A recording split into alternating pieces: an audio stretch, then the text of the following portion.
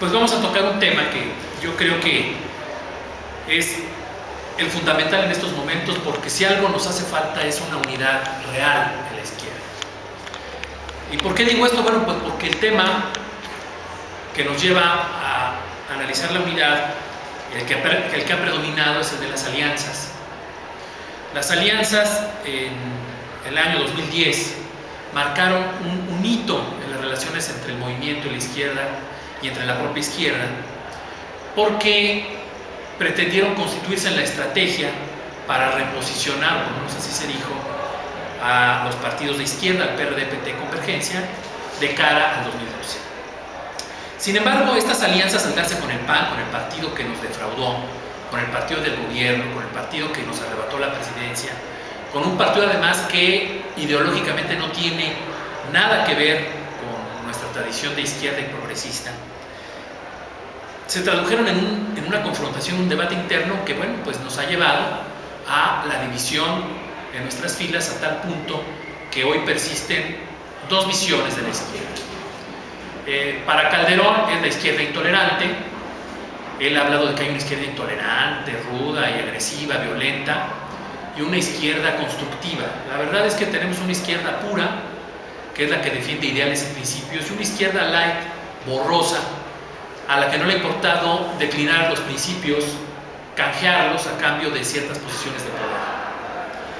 El hecho de que tengamos una izquierda pura, que defienda principios y un proyecto claro, es un motivo de optimismo, pero es a la vez un gran reto, porque al tener un gobierno derivado de un acuerdo mafioso, al tener un gobierno de derecha que además obedece a intereses extralegales, extrapolíticos, a intereses contrarios al pueblo, bueno, pues motivan que en este país se necesite construir un sistema de partidos comparsa.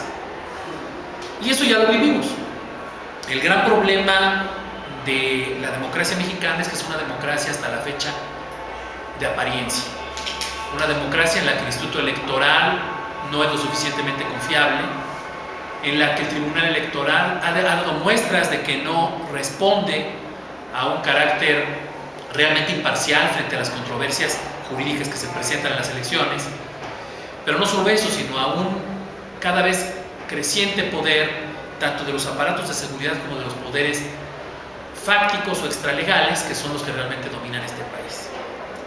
El escenario, pues, es muy controvertido, porque después del fraude del 2006, este país se partió en dos.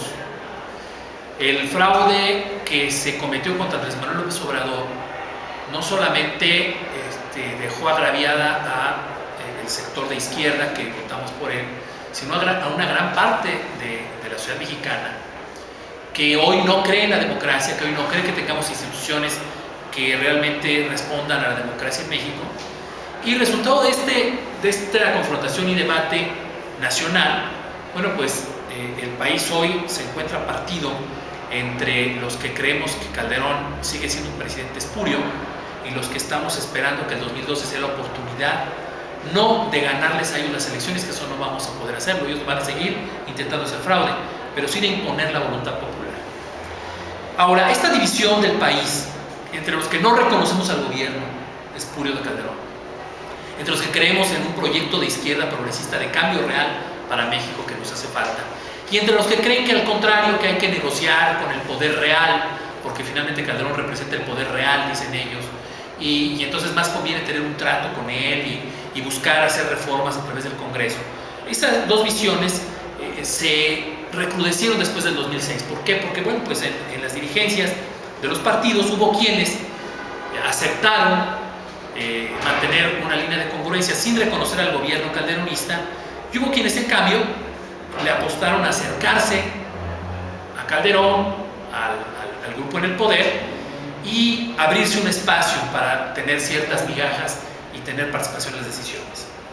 El problema es que esta voluntad de negociación política de cierta fracción de la izquierda light, yo insisto en llamar a la izquierda, dice Andrés Manuel, la izquierda modosita, la izquierda que se sienta a negociar con quien sea, con tal de tener cierta ventaja en el poder. Bueno, el problema de que se haya recrudecido estas posiciones es que de repente a alguien se le ocurrió, dentro de ese sector de la izquierda, que había que aliarse con el PAN. Y bueno, pues se presentó la estrategia de alianza PAN-PRD fundamentalmente como la panacea para reposicionar a la izquierda para ganar la presidencia del 2012.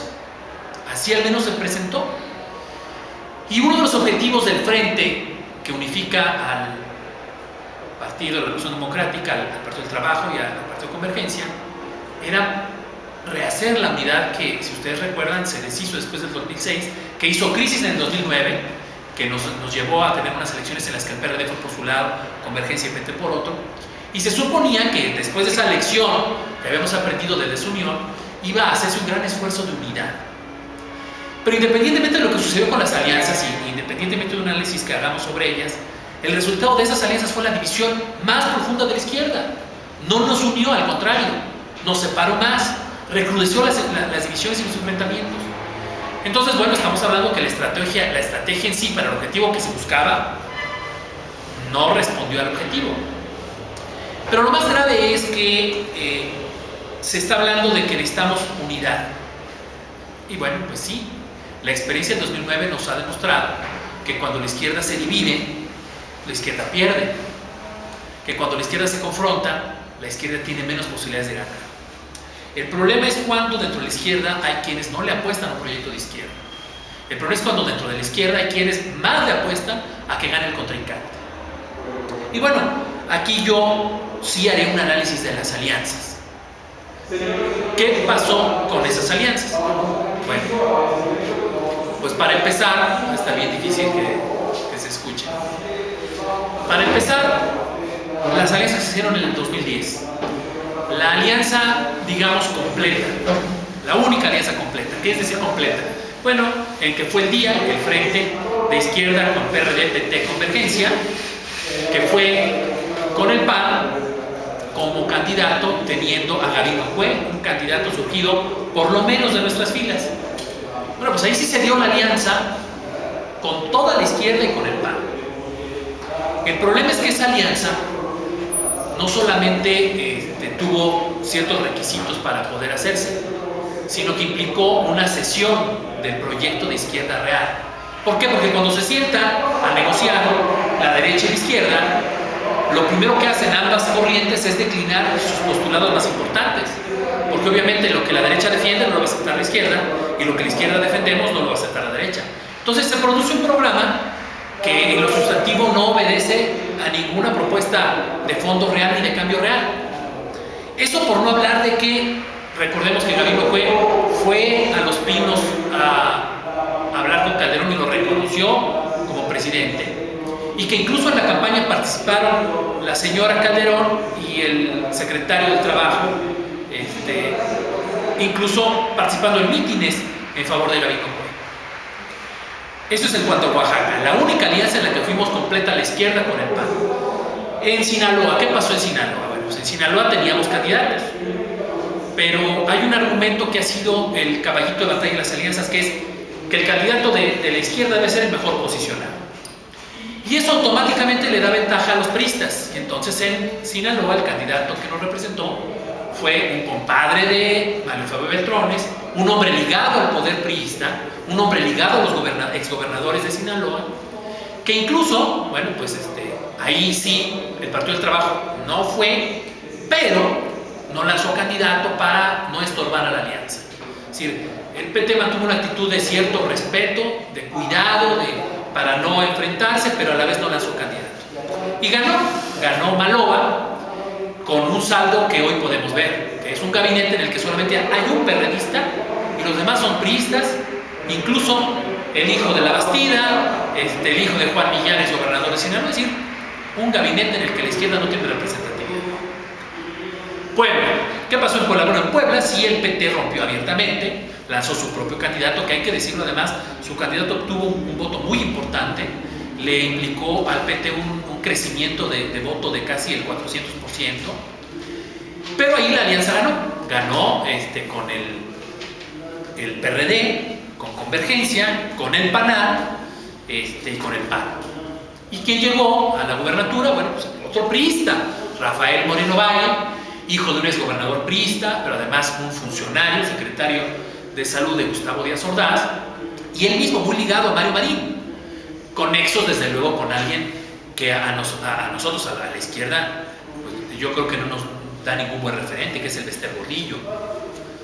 Y así es como llega el siguiente candidato de la alianza como gobernador de Puebla.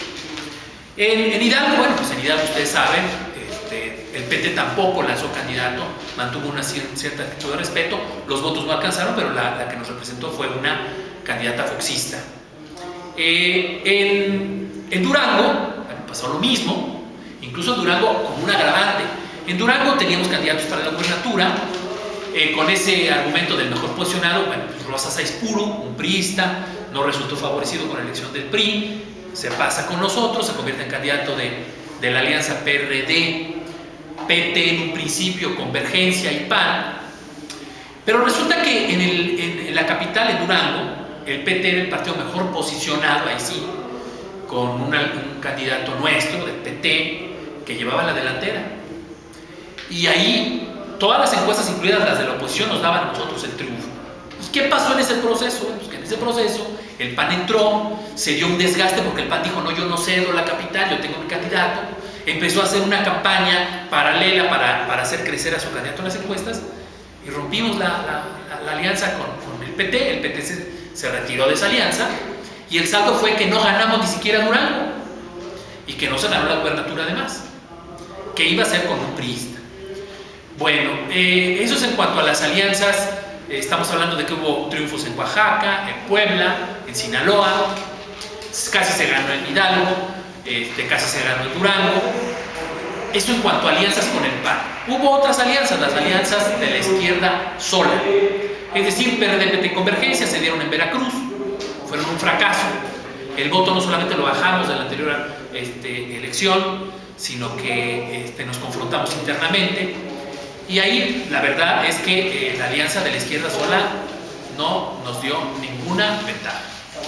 Lo mismo pasó en Tlaxcala, donde incluso la candidata nuestra declinó unos días antes a favor de la candidata del PAN. Y bueno, hubo otros estados, Chihuahua, Tamaulipas, donde ni siquiera hubo alianza entre nosotros. Ese es el saldo, por lo menos el escenario que dejó las elecciones del 4 de julio del año pasado. Pero ¿cuál es el saldo real políticamente? Bueno, les decía yo, por un lado, que esas alianzas no fueron un triunfo democrático, porque ese es la otra parte del análisis de las alianzas. ¿Fueron realmente triunfos que el pueblo ganó con el voto? No. El gran problema de las alianzas que se ganaron fue que intervino el gobierno federal con recursos federales, con operadores, con programas a favor de los candidatos de las alianzas. Incluso el gobierno del Distrito Federal también entró con operadores y con recursos. Es decir, fue una elección, la del 2010, del 4 de julio, tan sucia o peor que las del viejo PRI. Todos cometieron fraude, manipulaciones. El PRI desde luego lo hizo, pero también lo hizo el PAN y le entramos nosotros. Es decir, le entramos nosotros, ¿quiénes? Pues la izquierda, los partidos de izquierda. Y la prueba de todo esto que le estoy diciendo es que las acusaciones de manejo fraudulento en las elecciones se hicieron lo mismo priistas contra la alianza como de la alianza contra los priistas. Ese es el cochinero en el que llegaron las alianzas al poder. Y llega 2011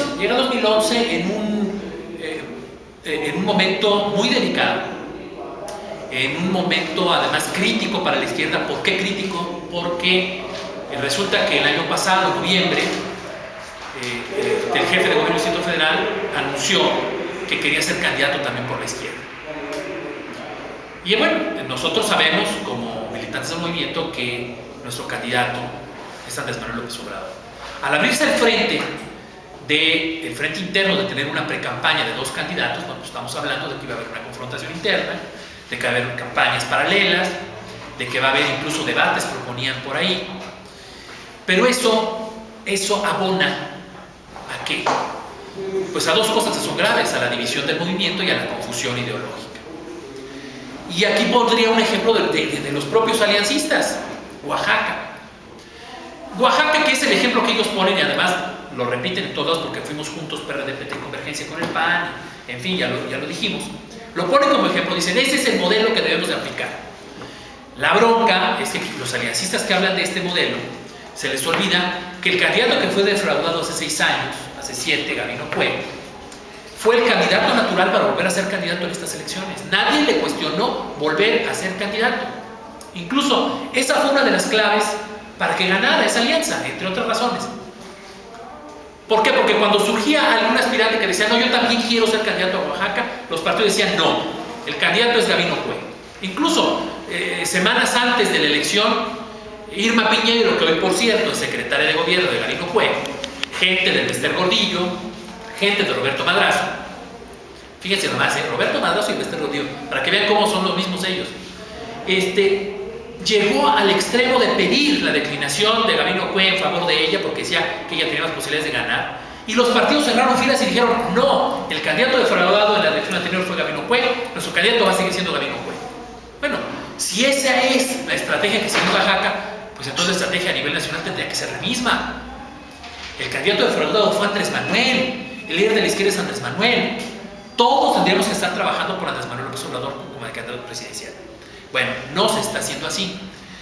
Y les decía, llegamos a enero de este año en un escenario con 2 posibles precandidatos, pero además 2 posibles precandidatos, uno con una fuerza real, con la estructura Andrés Manuel, y otro que no ha podido crecer, que en enero de plano seguía en el piso en las encuestas de ellos, no las nuestras, en las de ellos.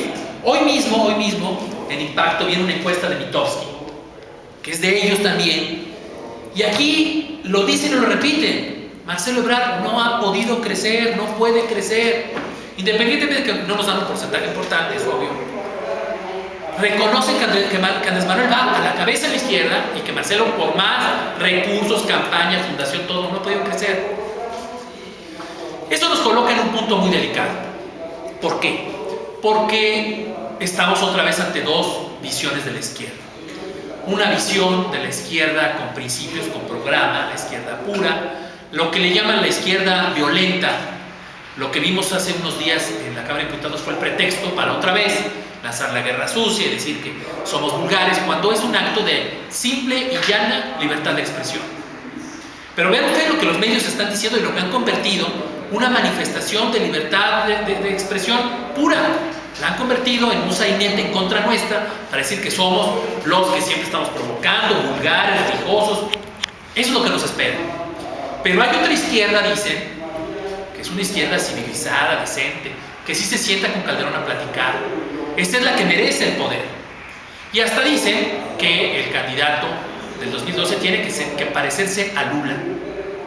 Tenemos que lograr encontrar un Lula o construir un Lula mexicano.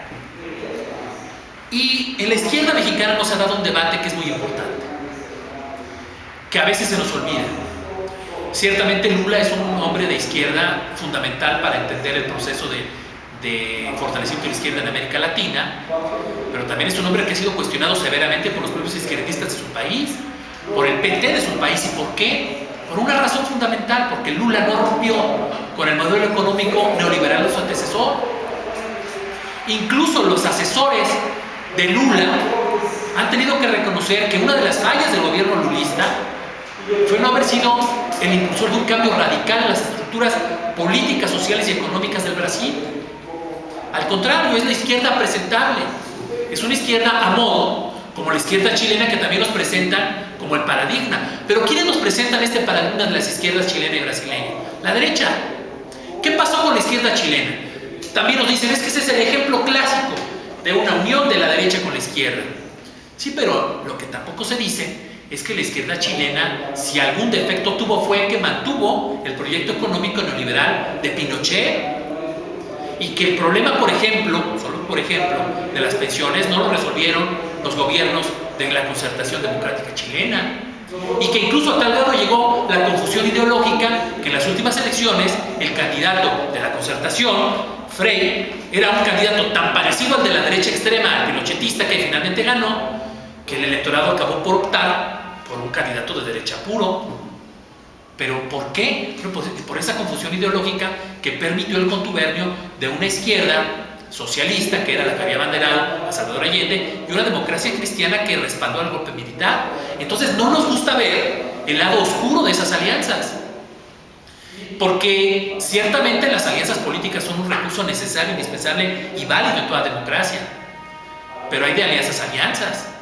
Todo depende del objetivo que vamos a buscar. Y si nos ponen a nosotros como paradigma las alianzas chilena y el ejemplo del Brasil como modelos de la izquierda moderna y de la izquierda renovadora, dicen, bueno, lo que vamos a llegar... Disculpe, nos vamos a retirar, que no veníamos por este compromiso, es que ahora el compañero no está y yo tengo otro compromiso. Sí. El próximo viernes, pues estoy. Sí, claro. Pasamos compromiso para que disculpen, Entonces yo les decía, el problema de este análisis con la izquierda, que se nos quiere presentar como paradigmática, es que no es una izquierda real, es una izquierda que finalmente se convierte en funcional al sistema neoliberal. Otro ejemplo de todo esto lo tenemos en la actitud de personajes como Cuauhtémoc Cárdenas, que hoy otra vez han resucitado como el guía moral de esa izquierda. El problema que tiene México hoy es que necesitamos un proyecto radical. Radical significa de la raíz, es decir, que reforme desde la raíz a este país. Un cambio que realmente implique un cambio de modelo económico, de modelo político, de sistema y desde luego de las relaciones sociales. Y lo que quieren es tener en el 2012 una competencia con puros candidatos a modo del régimen actual, o sea, de la mafia. En todo caso, el momento que vivimos nos va a colocar a todos ante la disyuntiva de definirnos.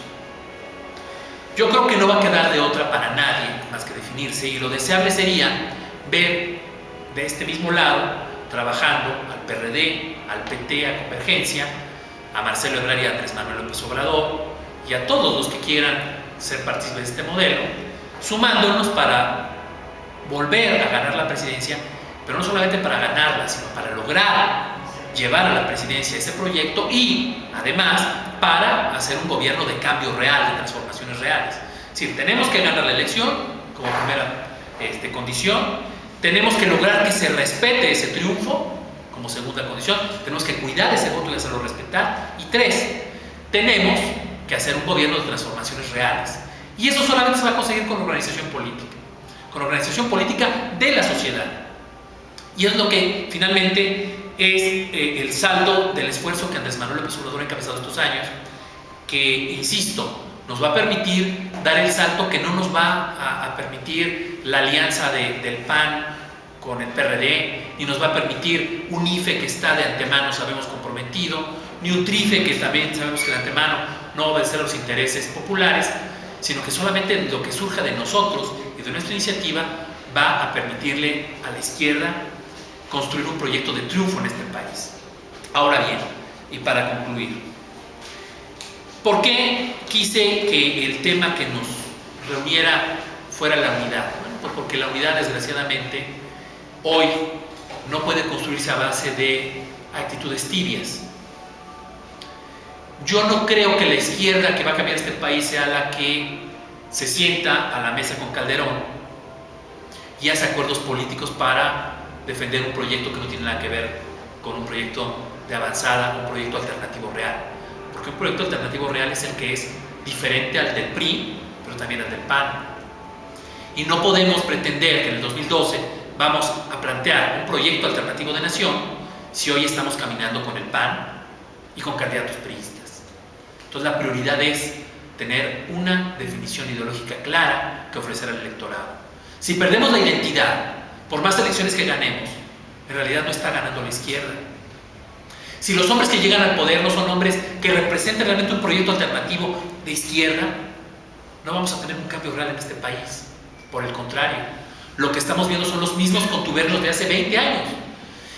Dicen que las imágenes dicen más que 1000 palabras. Bueno, si queremos una imagen que nos ejemplifique lo que hoy estamos viviendo, ahí está la toma de posesión de Rafael Moreno Valle. Sentados en una misma fila, Jesús Ortega, Beatriz Paredes, Manuel Camacho, Marcelo Ebrard, el secretario del Trabajo, Luis Carlos Ugalde. Es decir, pues son lo mismo. Y luego por ahí un periódico se atreve a decir, esa es la unidad que necesita este país. ¿Sí? La unidad de los mismos que han tenido contubernios en este país. ¿Para qué? Para defraudar al pueblo. Entonces, ¿vamos a ganar las elecciones cómo? ¿Con fraude? utilizando los recursos públicos, utilizando el aparato del gobierno. ¿Qué pasó en Guerrero? En Guerrero el candidato de la alianza estaba bajando en las encuestas, estaba en un momento crítico, y entonces la PGR, utilizada de una forma descarada en favor del candidato de la alianza, mandó a los periódicos un boletín señalando al candidato del PRI como involucrado con el narcotráfico. Es decir, utilización de las instituciones oficiales, de una institución fundamental en favor de un candidato de la izquierda. En favor, sí, del candidato de la izquierda, entre comillas, de la alianza. En ese momento las encuestas empezaron a subir otra vez en favor del candidato. Eso es inducir el voto. Y así se han estado ganando las elecciones en este país. Es decir, entonces el modelo es ese. Queremos ganar el 2012 con una manipulación por parte del gobierno, con recursos públicos puestos al servicio, comprando votos, o queremos ganarnos con el voto popular real. O queremos también entregar a la izquierda para que se convierta en comparsa de toda esta porquería que estamos viviendo, de un programa de gobierno que ni es programa, ni está haciendo nada por el país más que hundirlo cada vez más en el desastre, en la crisis y en la pobreza. Necesitamos un cambio real. Y un cambio real no es hacer una alianza con los que nos defraudaron en 2012. Porque entonces de nada servirá que el candidato de la izquierda gane la presidencia si quienes lo llevaron al poder son los mismos que llevaron a Calderón. Por tanto, si queremos un cambio real, tenemos que atenernos al poder del pueblo. Y tenemos que romper con esta alianza oscura, turbia, sucia, que está confrontando, para empezar, está confrontando a la izquierda, y para terminar, que está poniendo en grave riesgo a este país, al punto de que lo está colocando en un problema de violencia severa. Yo solamente quisiera dejarlos con una reflexión, y es la de que como militantes del movimiento tenemos que empujar la unidad de todos, tenemos que seguir abonando a los acuerdos entre todos nosotros, pero también tenemos que ser conscientes que el 2012 nos exige definición y definiciones claras. Y en esas definiciones claras no va a haber de otra.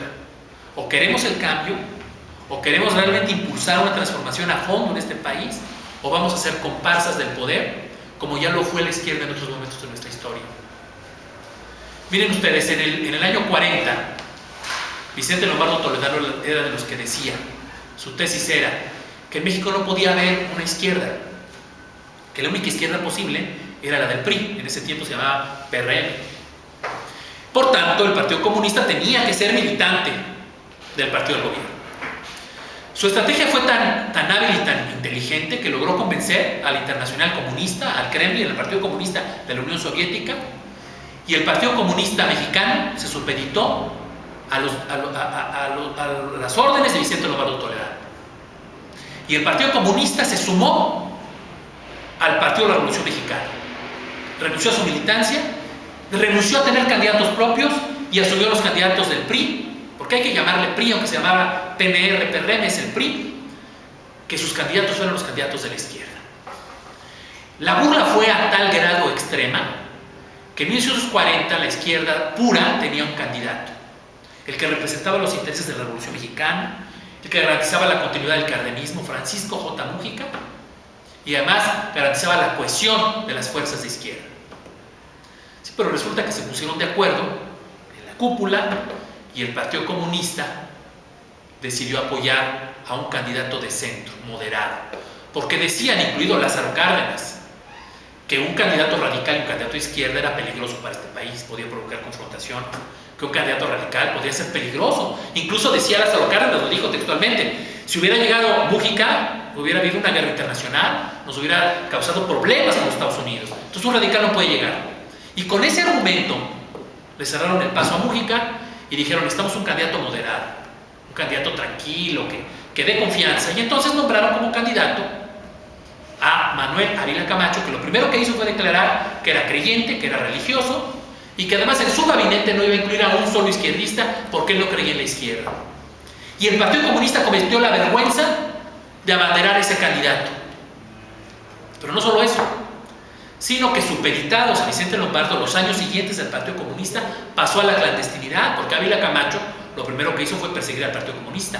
Y entonces Lombardo creó un partido de izquierda, adecuado a los intereses del gobierno, el Partido Popular. Un partido además que le pagaban en gobernación. Y durante 30 años por lo menos tuvimos un partido de izquierda, entre comillas, que avaló y defendió todas las decisiones de los gobiernos priistas, incluidas las más cuestionables, como fue la persecución de maestros, de ferrocarrileros y el asesinato de estudiantes en Tlatelolco. Lombardo y el Partido Popular de izquierda avalaron esas decisiones del PRI. Pero no solo eso, sino que el Partido Popular, la izquierda light de ese tiempo, la izquierda moderna, moderada, la izquierda constructiva, le llamaban en ese tiempo la izquierda leal, la oposición leal, leal al PRI. Bueno, esa izquierda no se conformó con avalar todas las decisiones del PRI, sino que todos sus candidatos presidenciales fueron invariablemente los candidatos del PRI. Bueno, a esa izquierda vamos, a ese escenario. ¿Y saben cuántos años costó que la izquierda se rehiciera, que construyera un escenario de otra vez de competencia? Por lo menos 30 años. Y si hoy no tenemos la visión de entender lo que pasó en nuestra historia, y no tenemos también la visión de entender lo que está pasando y tener una lectura del presente, a lo que vamos es a gobiernos cada vez más derechistas, cada vez más antipopulares, además cada vez más violentos, cada vez más necesitados de sostenerse con la fuerza de las armas, y una oposición de mentiras, una izquierda que solamente va a estar dispuesta a inclinarse y a agacharse. Bueno, si en estas elecciones y si Andrés Manuel López Obrador no logramos que sea el abanderado de esa izquierda, a eso vamos y ese es el riesgo menor que tenemos. Muchas gracias.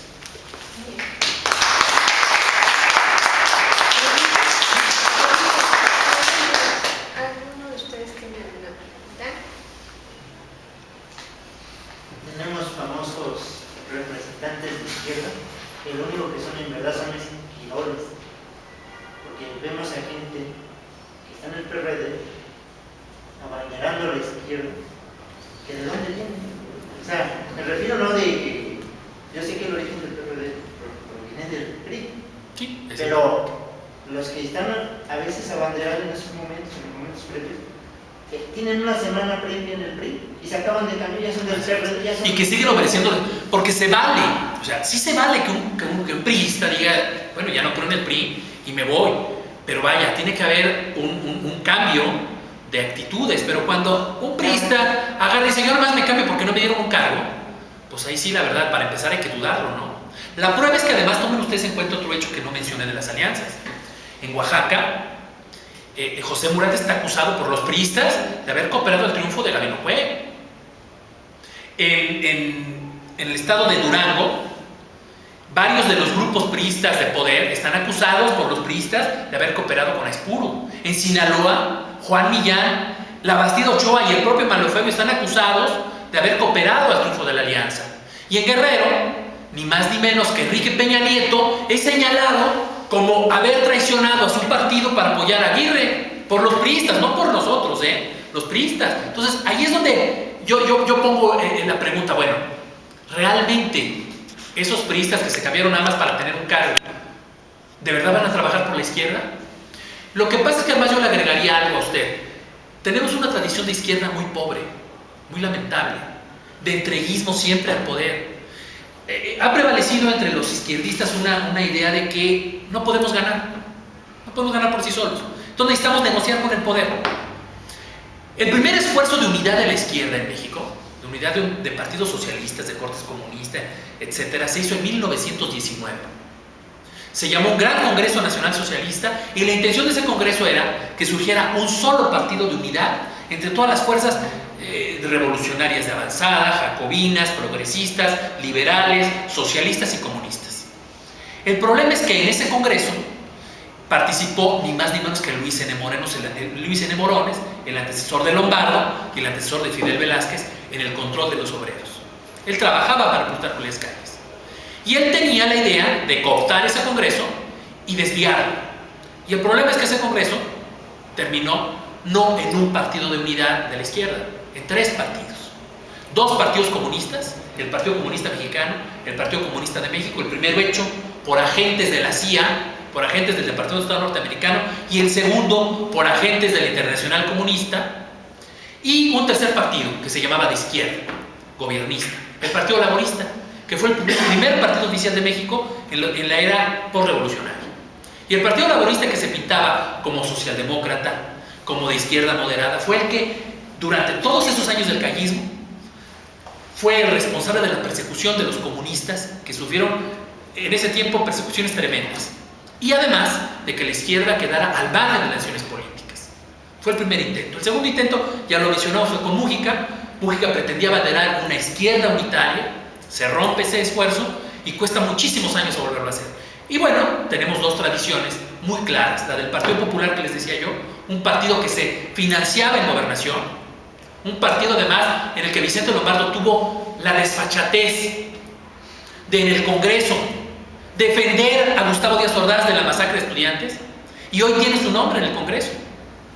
Y el Partido Socialista de los Trabajadores, el Partido del Ferrocarril, el PST, de Rafael Aguilar Talamantes, que también fue creado por el gobierno, que era financiado en gobernación y del que vienen muchos de esos izquierdistas. El problema del PRD y de la izquierda es que viene de esa tradición y también viene de la tradición priista.